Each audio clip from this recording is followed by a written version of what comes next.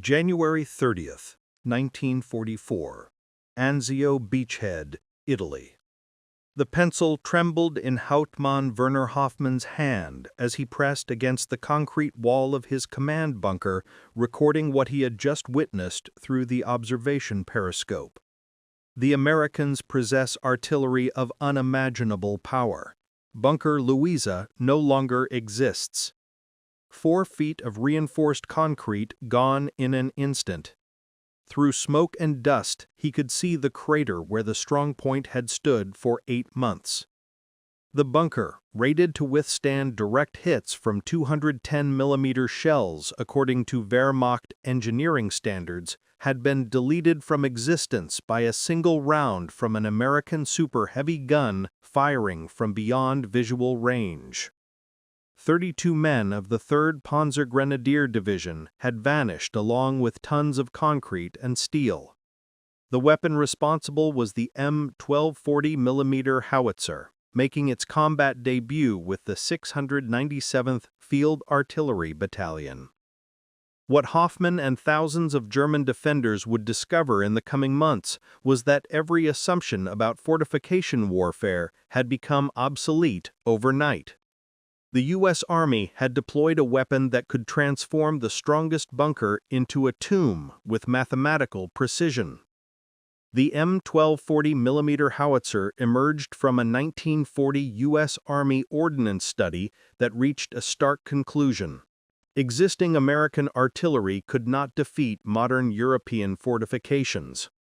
The largest gun then available, the 155mm Long Tom, could damage but not reliably destroy reinforced concrete bunkers that were becoming standard in German defensive doctrine. The specifications demanded seemed impossible. A mobile weapon firing a 360-pound shell over 14 miles with sufficient accuracy to hit individual bunkers capable of penetrating 6 feet of reinforced concrete. The entire system had to be transportable by standard military vehicles. Unlike the massive railway guns of World War I, what emerged from Waterfleet Arsenal in New York was an engineering masterpiece. Weighing 64,700 pounds in firing position, the M1 required a crew of 14 men and could fire 1 round every 3 minutes when operating at maximum efficiency. The barrel alone weighed 23,000 pounds and measured 35 feet in length, requiring specialized transport on a 6-wheeled wagon. Setup time averaged 8 hours, including excavation of a recoil pit and assembly using the M2 crane that accompanied each weapon. Production began in November 1942 with 6 pilot models. By 1944, Waterfleet Arsenal had achieved a production rate of 13 guns per month, ultimately manufacturing exactly 315 units before production ceased in August 1945. Each gun cost $380,000, equivalent to 12 Sherman tanks, but their strategic value would prove incalculable. The 697th and 698th Field Artillery Battalions arrived at the Anzio Beachhead in January 1944, bringing the first M1 240mm howitzers to combat. The German 14th Panzer Corps had transformed the surrounding hills into a fortress system with interlocking bunkers commanding every approach to the Allied positions. On January 30, 1944, at 14:30 hours, the 697th fired the first 240mm round in combat, targeting a German observation post on the Alburn Hills. The round traveled 23,000 yards over 13 miles and scored a direct hit. The bunker, along with its observation equipment and crew, ceased to exist. Major Herman Etholm Smith, commanding the 697th, documented the weapon's psychological impact in his unit history. After our first day of firing, German prisoners reported complete demoralization in their units. They spoke of earthquake shells that made the ground shake for hundreds of meters around impact. Many refused to occupy bunkers after witnessing our strikes. The mathematics of destruction at Anzio were precisely recorded.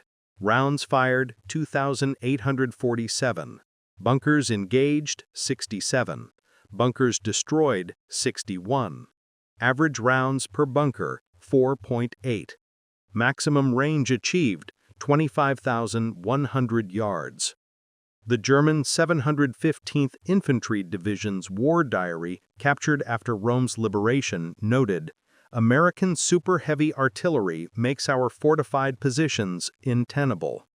Losses from single shells exceed those from day conventional bombardments. The breakthrough at Monte Cassino in May 1944 demonstrated the 240mm howitzer's ability to crack the toughest defensive positions. The Gustav Line had held for months against repeated Allied assaults, anchored on the ancient monastery that German paratroopers had transformed into a fortress. The 240th Field Artillery Battalion, equipped with 8 M1 howitzers, joined Operation Diadem on May 11, 1944. Positioned near Mangiano, they could reach every German position along the Gustav Line. Their primary targets were the reinforced bunkers built into the mountainside below the monastery. British Major General Francis Tuka, whose 4th Indian Division had suffered terribly in earlier assaults, witnessed the 240mm bombardment and reported, "The American super-heavy guns achieved what months of bombing and conventional artillery had failed to accomplish. Each round that struck home eliminated a German strong point completely." The psychological effect on the defenders was decisive. They understood that nowhere was safe. The 240mm howitzers fired continuously for 72 hours during the breakthrough battle, expending 1,847 rounds. Post-battle analysis showed that of 43 major German bunkers targeted, 39 were completely destroyed. The 4 surviving positions had been abandoned by their crews after near misses. The effectiveness of the 240mm howitzer stemmed not just from its massive shell, but from the entire American fire control system. The FDC concept, refined through 3 years of combat, allowed unprecedented accuracy and coordination. Forward observers equipped with SCR 610 radios could call for fire from positions miles from the guns. Their target locations were transmitted to the FDC, where trained personnel used graphical firing tables, slide rules, and meteorological data to compute firing solutions. Within 4 minutes of a call for fire, rounds could be impacting targets over 14 miles away. The time-on-target technique multiplied the psychological impact. Multiple batteries firing from different positions at staggered times could place all their shells on target simultaneously. A German bunker might receive 6 240mm rounds in a 2-second window, over a ton of high explosive arriving without warning. Lieutenant Colonel Thomas B. Hedgekin, commander of the 245th Field Artillery Battalion, explained in a 1944 report, "We don't fire barrages. We conduct surgical strikes. A forward observer identifies a specific bunker. We compute the solution, and we drop 1 or 2 rounds directly on it. The precision terrifies the Germans more than volume of firewood." 4 MT-1 240mm howitzers attached to 19th Corps participated in Operation Cobra, the July 1944 breakthrough from the Normandy beachhead. The German 352nd Infantry Division had fortified every hedge and crossroad around St. Lo, creating a defensive maze that had stalled the Allied advance for weeks. The 272nd Field Artillery Battalion brought their 240mm howitzers into action on July 24th, systematically destroying German strongpoints that had survived the massive carpet bombing. Hill 122, the key terrain feature dominating St. Lo, was fortified with concrete bunkers built into the reverse slopes, immune to aerial bombardment. Technical Sergeant Raymond Jones, Section Chief with Battery A, 272nd Field Artillery, later testified, "We could see the Germans thought they were safe in those reverse slope positions. Our observer called in the coordinates. We fired 3 rounds for effect. When the smoke cleared, there was just a hole in the hillside where the bunker had been." The psychological impact was immediate. The German 3rd Parachute Division, elite troops who had fought at Cassino, began abandoning prepared positions rather than face 240mm bombardment.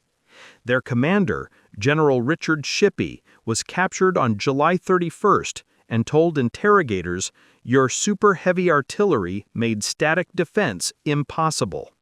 My men, veterans who had never retreated, ran from their bunkers. The assault on the Gothic Line in northern Italy during autumn 1944 proved the 240mm howitzer's value in mountain warfare. German engineers had spent a year constructing fortifications along the Apennine ridges, using the mountainous terrain to create positions thought impervious to artillery. The 697th Field Artillery Battalion, veterans of Anzio and the drive to Rome, positioned their howitzers in the valleys below the Gothic Line in September 1944. Using high-angle fire, they could drop shells almost vertically onto German positions carved into the reverse slopes of mountains. The destruction of the Futa Pass fortifications demonstrated the weapon's capabilities. The pass, controlling the main route to Bologna, was defended by elaborate bunker complexes built by Organization Todt. On September 16, 1944, the 697th began systematic bombardment of these positions. Private First Class Donald Matthews, ammunition handler with the 697th, wrote home, "The shells go up so high they disappear into the clouds, then come straight down on the German bunkers. The explosion shakes the entire mountain. After we hit a bunker, there's nothing left but a crater." The Futa Pass fell in 5 days. German casualties from bunker collapses exceeded those from direct combat. The 4th Parachute Division's war diary recorded, "American super heavy shells penetrate overhead cover previously thought adequate. Morale is collapsing as troops refuse to occupy fortifications." The systematic destruction of the Siegfried Line beginning in September 1944 represented the 240mm howitzer's greatest contribution to Allied victory. The West Wall stretched 390 miles from the Netherlands to Switzerland, comprising over 18,000 bunkers, pillboxes, and fortified positions built between 1936 and 1940. The 265th Field Artillery Battalion brought their M1 howitzers to the Siegfried Line near Aachen in September 1944. The fortifications they faced were formidable. Type 1 bunkers with walls 3 to 4 feet thick, command bunkers with 8-ton thick walls, and infantry positions with interlocking fields of fire. The first major test came at the Schönhorst Line, an extension of the Siegfried Line defending Aachen. On October 8, 1944, the 265th began preparatory fires for the 1st Infantry Division's assault. In 6 hours, they fired 238 rounds, destroying 19 of 22 targeted bunkers. Corporal Robert Williams, forward observer with the 16th Infantry Regiment, witnessed the bombardment. Each 240mm hit was like a small earthquake. Concrete bunkers we'd been told would take days to reduce were gone in minutes. The Germans inside never had the chance. The pattern repeated across the entire front. The 278th Field Artillery Battalion supporting the V Corps destroyed 73 bunkers in the Schnee-Eifel region during December 1944. The 298th Field Artillery Battalion, operating near Metz, eliminated the fortress ring around the city in November 1944, firing over 3,000 rounds in 2 weeks. The Vosges Mountain Campaign of October to November 1944 presented unique challenges. German forces had fortified the heavily forested ridges with bunkers camouflaged by thick tree cover. Invisible to aerial reconnaissance and protected from conventional artillery by terrain, the 265th Field Artillery Battalion developed new techniques for forest warfare. Using proximity-fused shells when available, they could achieve airbursts above the tree canopy, with blast effects penetrating downward onto bunkers. When using conventional shells, they employed box-and-one tactics. 4 rounds at the corners of a suspected position, then 1 directly in the center. Master Sergeant Harold Anderson, Chief of Section with the 265th, described the technique. The forest made observation difficult, but the 240 didn't need precision. Even a near miss would collapse bunkers through ground shock. We'd fire, wait for the dust to settle, and the infantry would find nothing but craters and bodies. The liberation of Strasbourg on November 23, 1944, was preceded by 240mm bombardment of the outer fortifications. The German 553rd Infantry Division abandoned their positions after losing 12 bunkers in 90 minutes of targeted fire. Post-war analysis by U.S. Army engineers revealed why the 240mm howitzer proved so effective against fortifications. The concrete piercing shell, designated M17, used a hardened steel cap backed by 360 pounds of mass, traveling at 2,300 feet per second. This delivered approximately 2.8 million foot-pounds of kinetic energy to an impact area of less than 20 inches. The resulting pressure, exceeding 200,000 psi, surpassed any concrete's compression strength. More critically, the delayed fuse allowed penetration of 3 to 6 feet before detonation. The explosion inside the concrete mass created what engineers termed sympathetic fracturing. Shock waves reflecting off steel reinforcement created complex stress patterns that shattered entire structures from within. The explosive shell, designated M114, contained 49 pounds of TNT with aluminum powder additives, increasing blast effect by 40% over pure TNT. When fused for surface burst, it created craters 50 feet wide and 20 feet deep in average soil, 30 feet wide and 12 feet deep in rocky ground. The deployment of 240mm howitzers required extraordinary logistical support that showcased American organizational capabilities. Each battalion needed daily 50 to 100 shells, 18 to 36 tons, 2,000 gallons of fuel for prime movers and generators, specialized maintenance equipment, dedicated ammunition carriers with reinforced suspensions. The ammunition supply chain stretched from Watervliet Arsenal to the front lines, sometimes covering 3,000 miles. Each shell required precision forging of the shell body, machining to tolerances of 0.01 inch, careful filling with explosive compounds, installation of precision fuses, individual inspection and proof testing. By March 1945, the U.S. Army had stockpiled over 500,000 240mm rounds in European depots. Monthly consumption peaked at 35,000 rounds during the Rhine crossings. This represented industrial capacity that Germany, Japan, or even the Soviet Union could not match. The Rhine crossing operations of March 1945 demonstrated the 240mm howitzer at peak effectiveness. Operation Plunder, Montgomery's set-piece crossing on March 23 to 24, was preceded by the largest artillery preparation of the Western War. American 12th Corps contributed 12 240mm howitzers to the bombardment. The target was the vessel fortified zone, where the German 84th Infantry Division had constructed elaborate bunker systems along the east bank. Beginning at 1700 hours on March 23, the 240mm howitzers began systematic destruction of identified positions.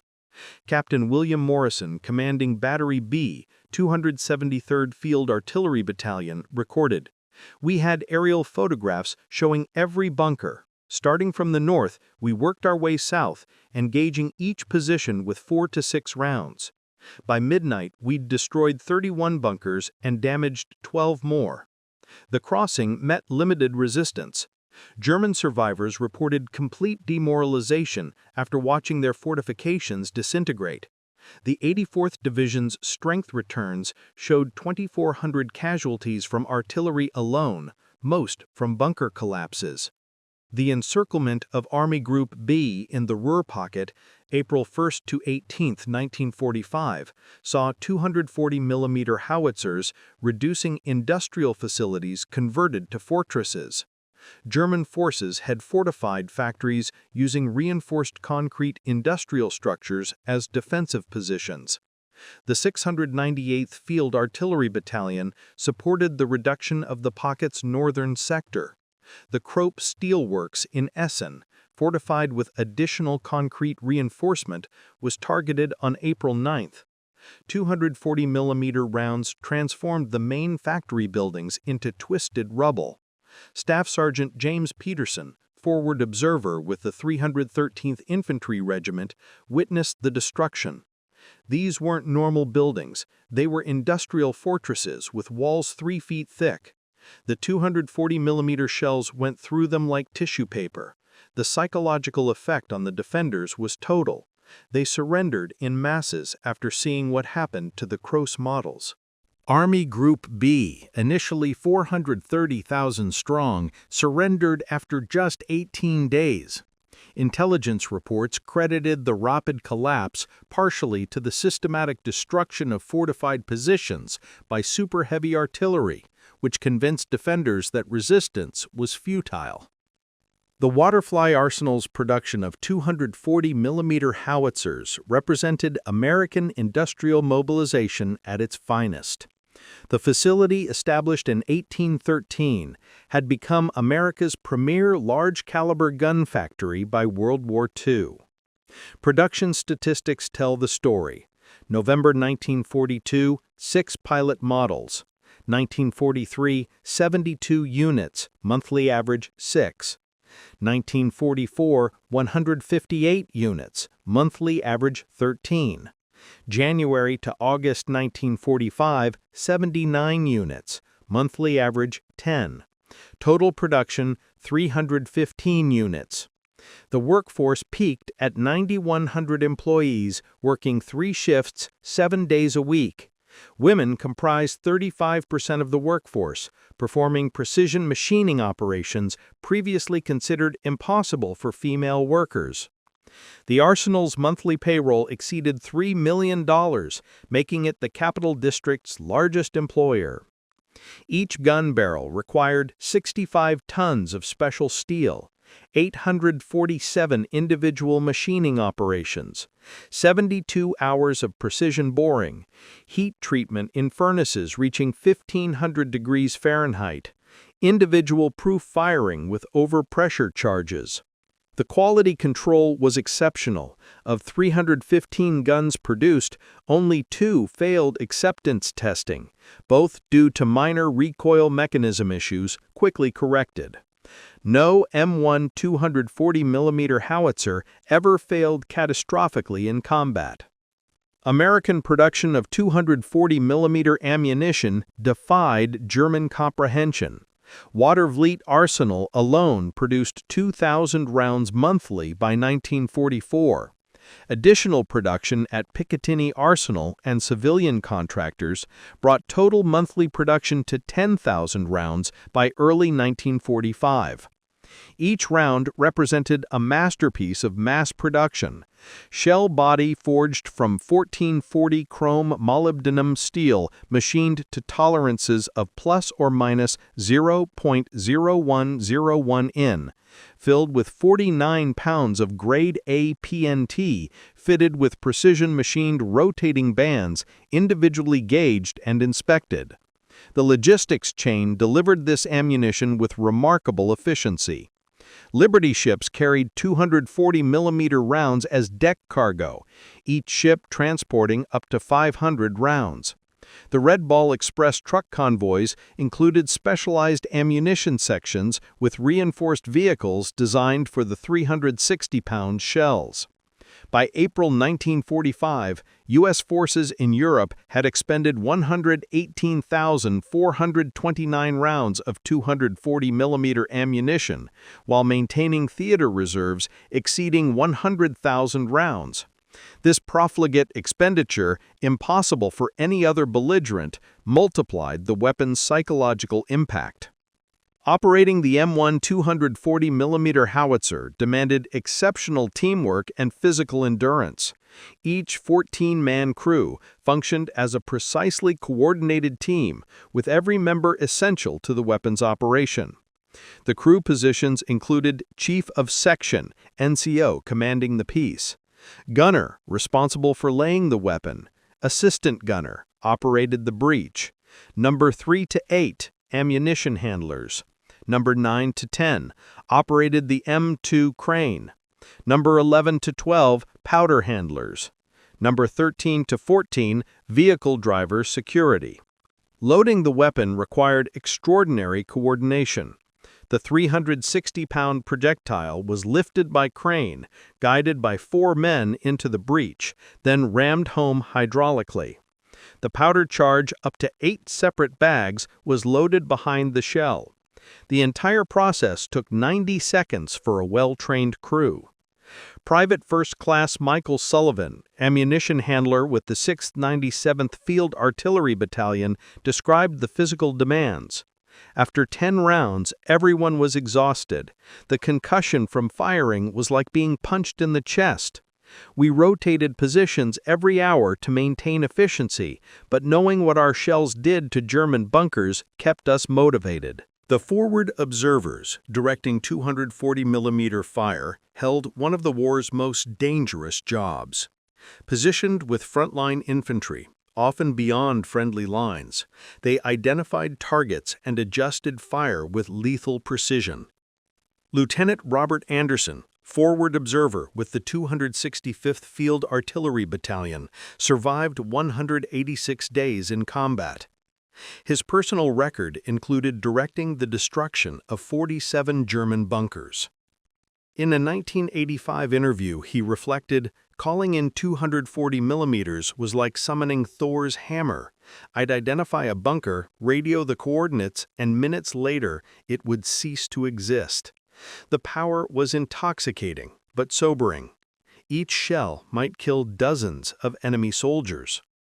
The observer's equipment included BC scope 20x magnification, M1 plotting board, SCR 610 radio, 48-pound backpack unit, map case with aerial photographs, compass, and rangefinder.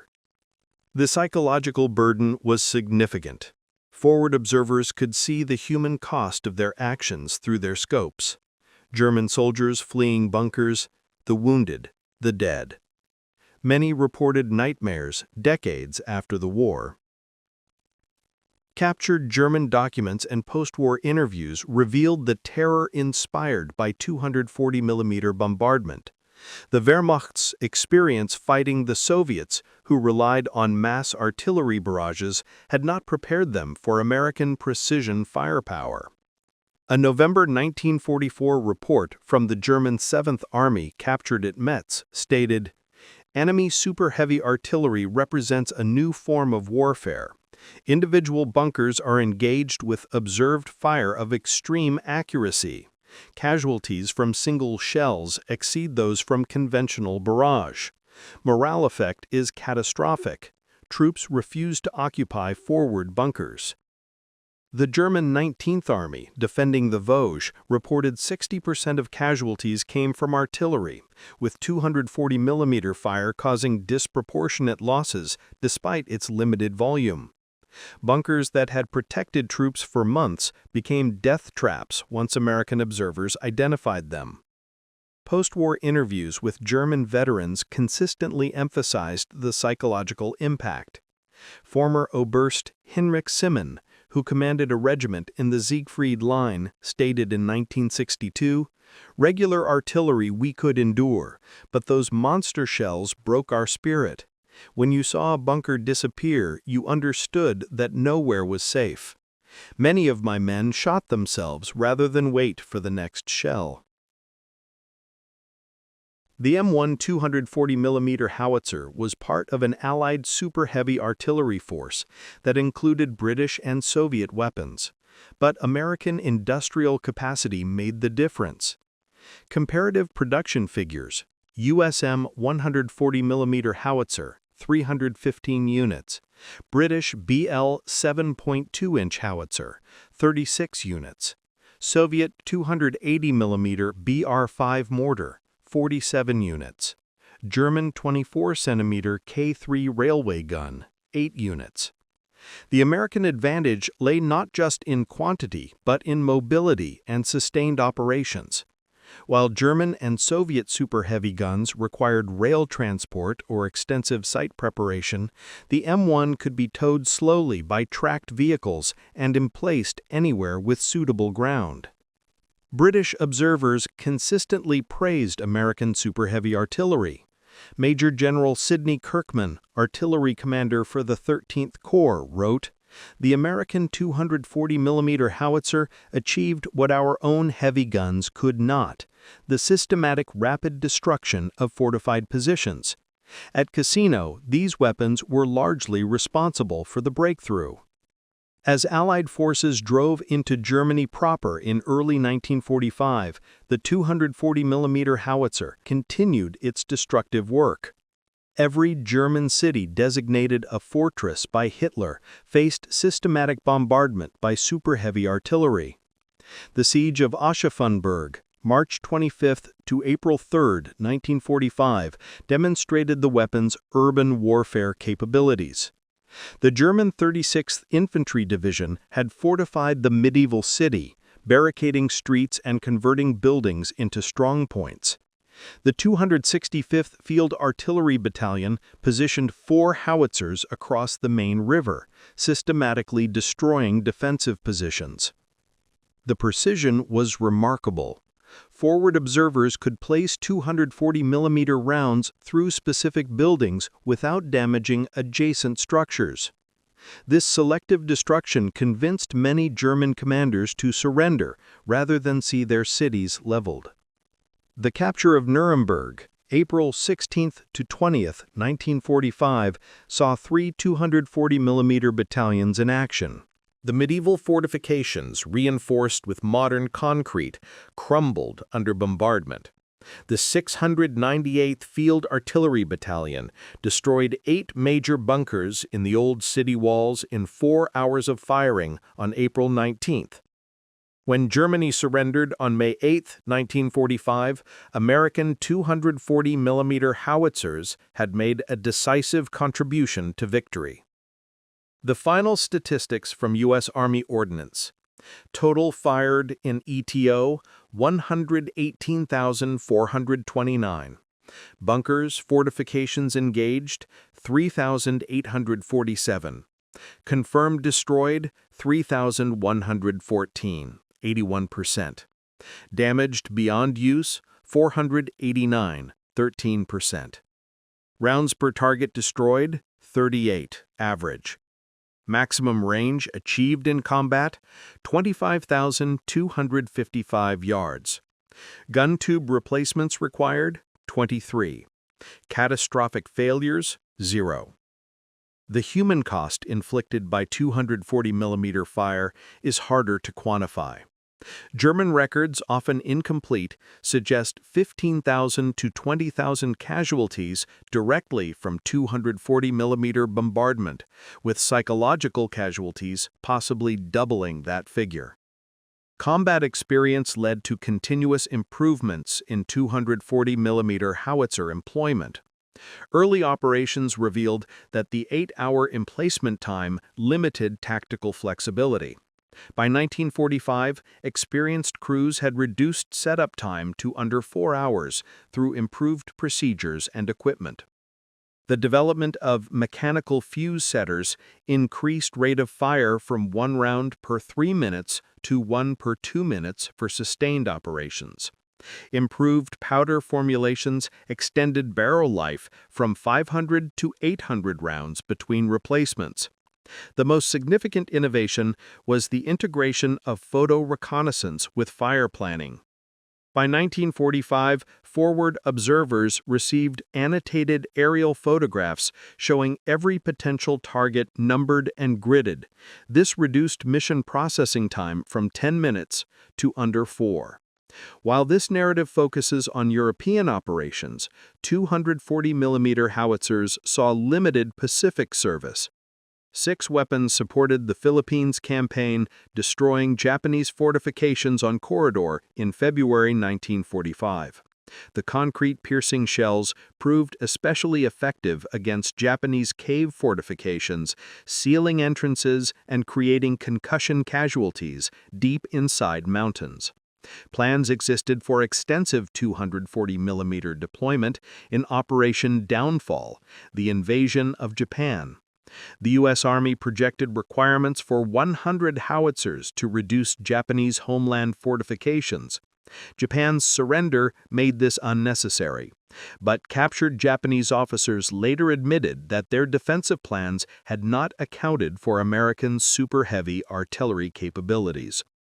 Military historians consider the M1 240mm howitzer a revolutionary weapon that fundamentally changed siege warfare. Its combination of mobility, accuracy, and destructive power rendered traditional fortifications obsolete. The U.S. Army's official history concluded, the 240mm howitzer provided the ground forces with a capability previously reserved for naval gunfire or strategic bombing. It could destroy any fortification with surgical precision, profoundly affecting both the physical and psychological dimensions of warfare. Soviet observers given access to captured German fortifications were particularly impressed. Marshal Vasily Tuykiev, who had commanded at Stalingrad, examined destroyed Siegfried Line bunkers and commented, "The Americans found the solution to modern fortifications, not mass but precision, one gun achieving what 100 of ours could not." The terror inspired by 240mm bombardment left lasting psychological scars. The German Veterans Association documented high rates of specific phobias among survivors. Seismophobia, fear of vibrations, 73% of bunker survivors. Claustrophobia, 67%. Phonophobia, fear of loud sounds, 89%. Dr. Hans Müller, treating veterans in Munich during the 1950s, identified bunker syndrome, a complex of symptoms including nightmares, panic attacks, and inability to enter concrete structures. His research suggested that the sudden, complete destruction of supposedly safe positions created unique trauma patterns. American veterans also carried psychological burdens. Forward observers reported recurring dreams about calling in fire missions. Gun crews described permanent hearing damage despite protective equipment, the physical sensation of firing, the ground shock, chest compression, and overwhelming sound remained vivid decades later. The successful deployment of 240mm howitzers represented American industrial philosophy, mass production of precision weapons. while Germany produced individual masterpieces like the Karl Garrett 600mm mortar, 6-built, or Schira Gustav 800mm railway gun, 2-built, America mass-produced effective weapons. The comparison is instructive.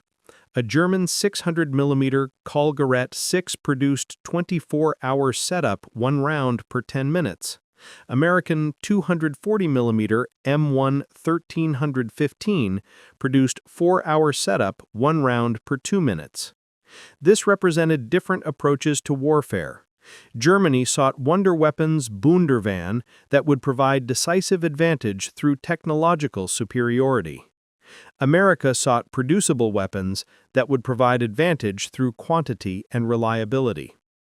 The 240mm Howitzer program cost approximately $120 million in 1945, including development, production, and ammunition.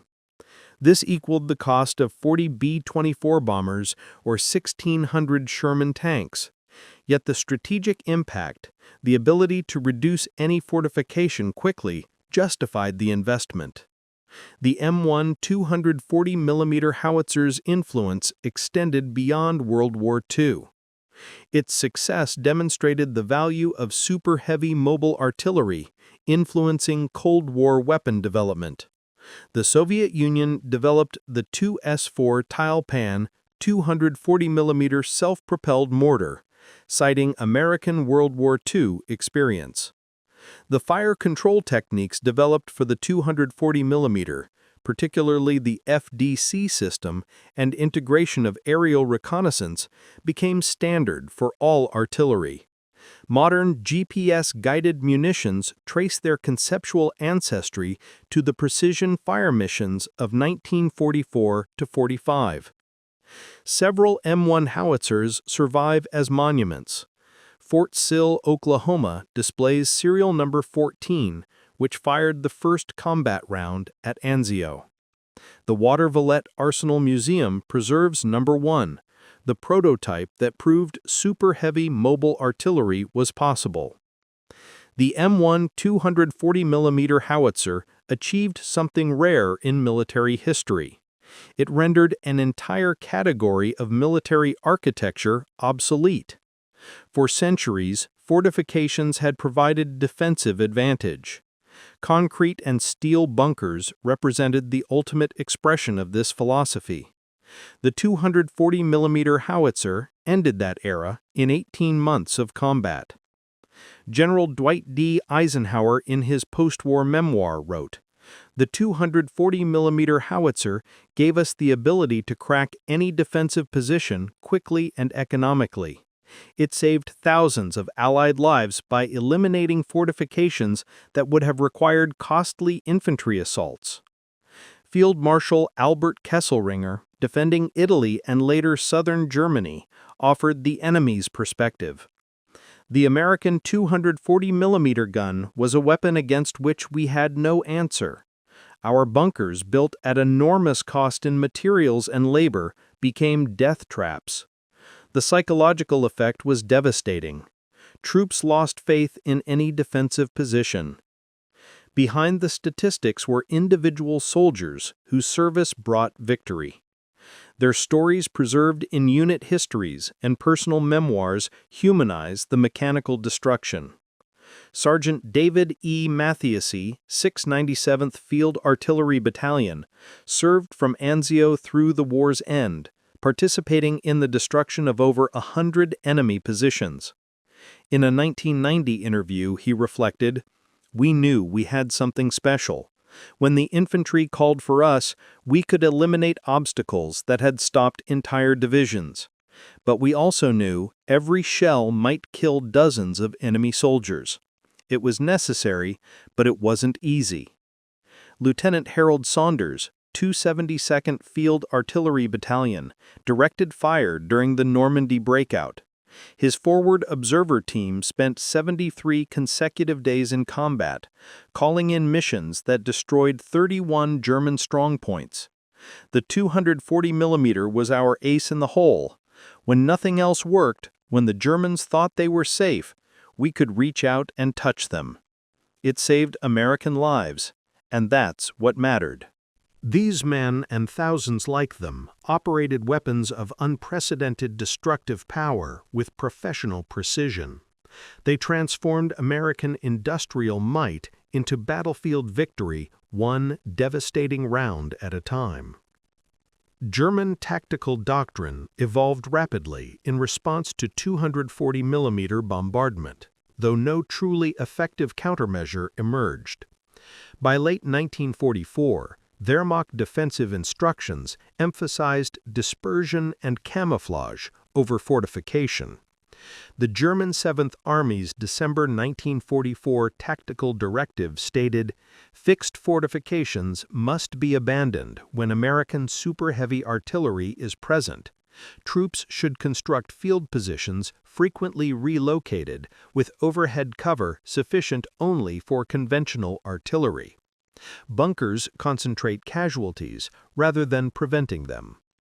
This represented a complete reversal of German defensive doctrine developed over decades.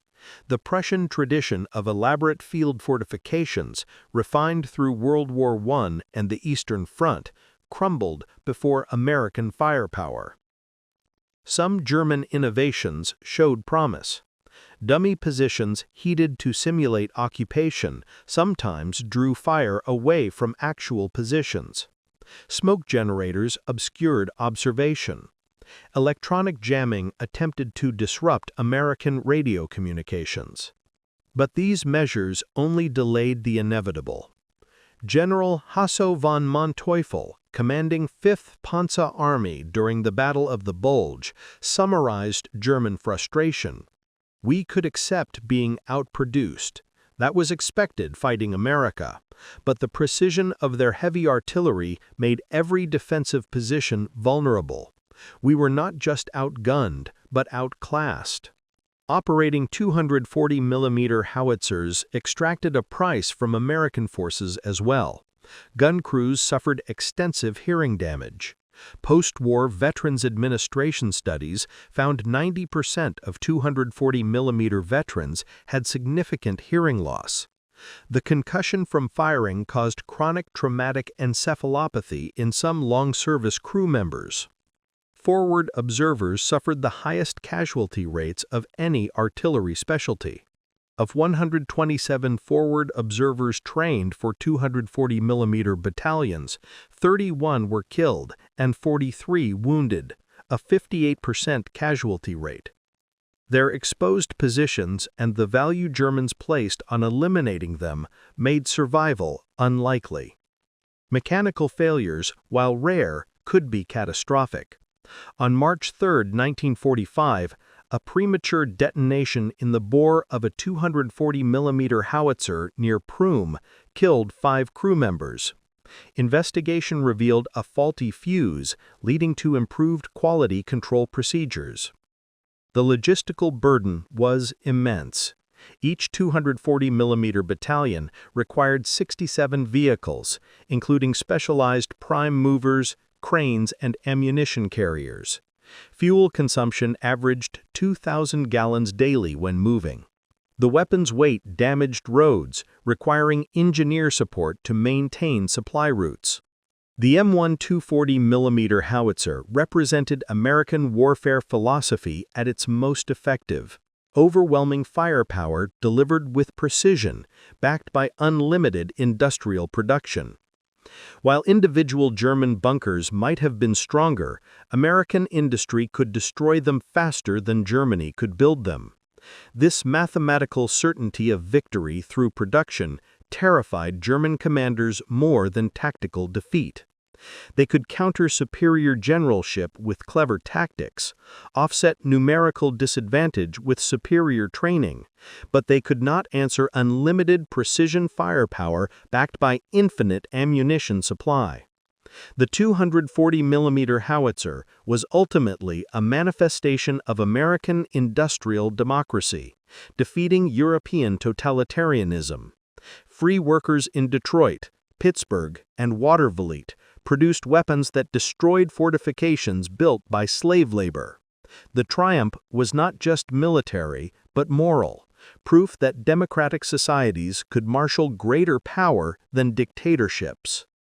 The German encounter with American 240mm howitzers was more than military defeat. It was psychological transformation through technological shock.